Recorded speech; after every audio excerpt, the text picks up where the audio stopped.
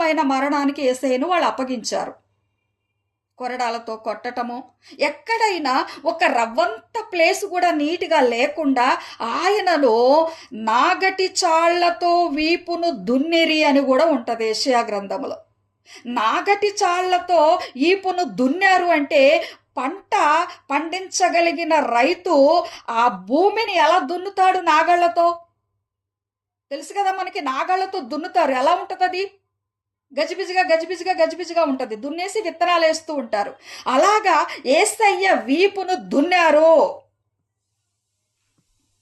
తల మీద కిరీటము, ఒళ్ళంతా రక్తము, గాయాలు, దెబ్బలు. మరి ఎలాగా అత్తరు ఎవరు పోస్తారు యేసయ్యకి? అత్తరు తీసుకొచ్చి ఆయనను గణపరచగలిగిన పరిస్థితి అక్కడ ఉందా?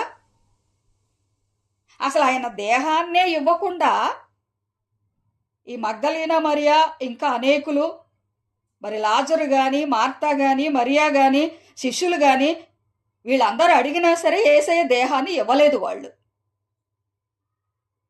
పెట్టిన శ్రమల మట్టికి పెట్టారు, ఇంకా మాకు అప్పగించండి అన్నా సరే ఇవ్వలేదు.